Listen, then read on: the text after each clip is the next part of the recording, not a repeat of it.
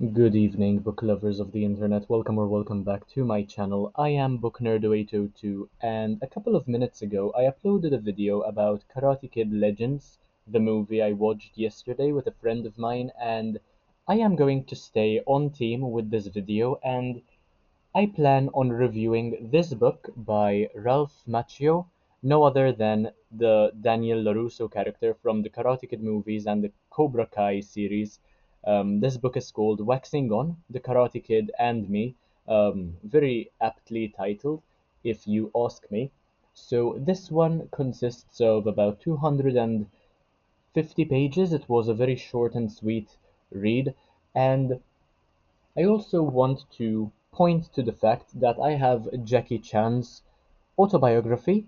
Since I didn't mention it in the previous video I made, I am still halfway through with this one, but I want to get to know as much as I can about these icons since they have so much to do with martial arts, karate, kung fu, that sort of thing, and that is something that I am totally interested in.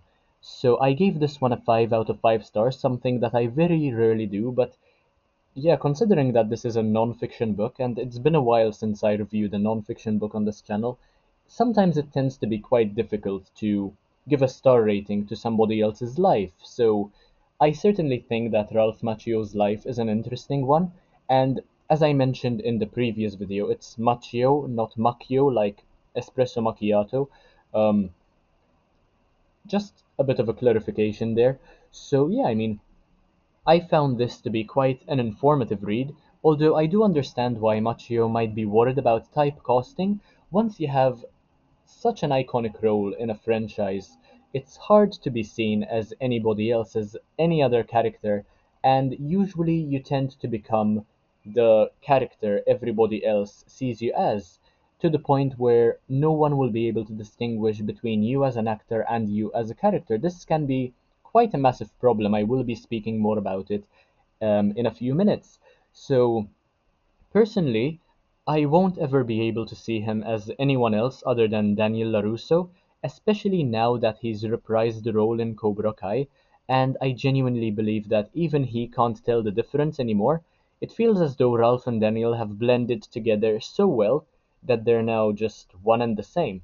And I would love to meet him and Zapka one of these days, as it would be a complete honor considering how much of a fan of the entire franchise I am. I mean, I was born in 2003, so this franchise has now been alive for more than 40 years, right? And I was born somewhere in the middle, so, and it really does mean a lot to me. It's pretty insane to mention as well. I'm not sure whether to be embarrassed about this, but it's pretty crazy to mention how my first ever Karate Kid movie was not even the 1984 one, but the one with Jackie Chan and Jaden Smith, which I found to be very brilliant, very inspirational. And Jackie Chan sharing his Miyagi thoughts with Jaden, I found that to be brilliant, if I'm being totally honest. Not that the others weren't, but I'm happy to have started with that one and to later be told by my younger brother that that was a recreation of the original movies.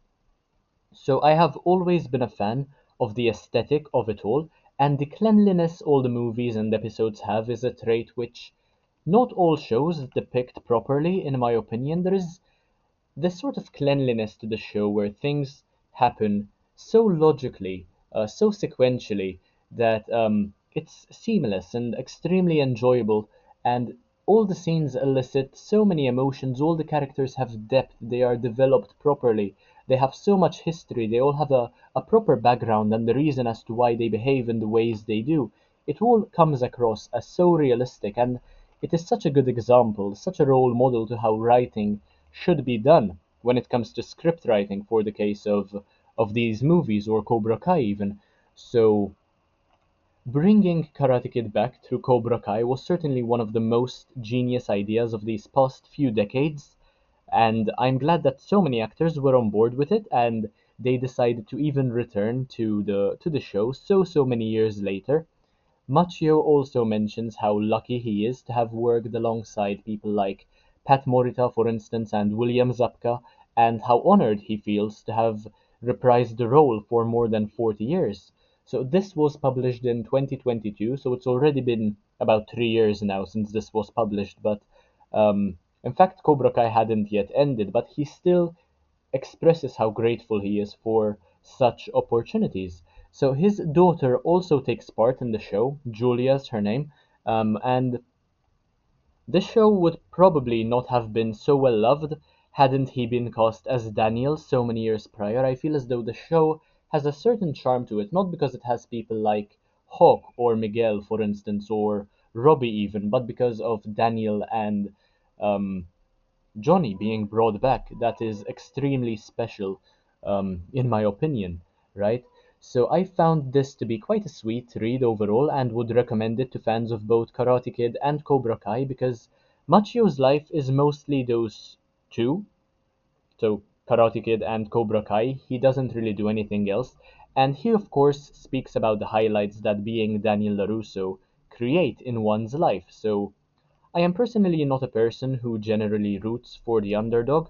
I was also speaking about this fact in when it came to the newest movie. So especially in this case where Johnny had such a compelling case, but this book helped me understand how the reasoning behind who is right being so hazy is part of what makes the franchise so enjoyable and morally complex.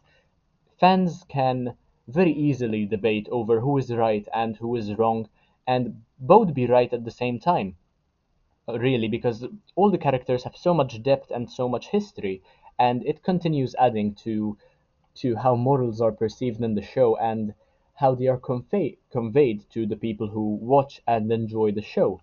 So I found this, as I mentioned, I think, to be a very, very quick read. It consists of several images as well, and yeah, the images, they're fully um, full color images, by the way, much like these ones here. Um, they're all placed at the center of the book, and there are some very interesting ones here as well. Some in black and white, for example. Um, Many of them are in full color. Keep in mind that um, the first movie was made in 1984. Keep that in mind. Very important point.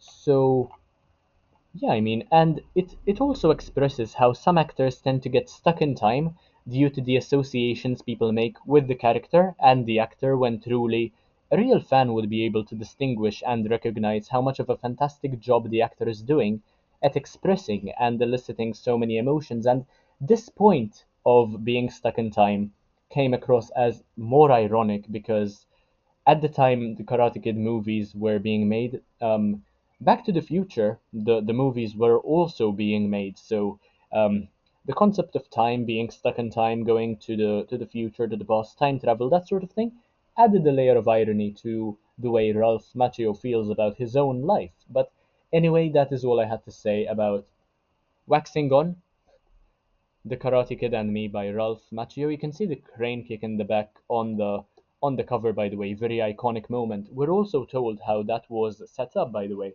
It was no easy feat to do. Feat being a pun, of course, completely intended. So yeah, that is all I had to say about the book. If you enjoyed the video, make sure to leave a like, comment, share, subscribe. Take a look at the rest of my content because why not? It's absolutely amazing.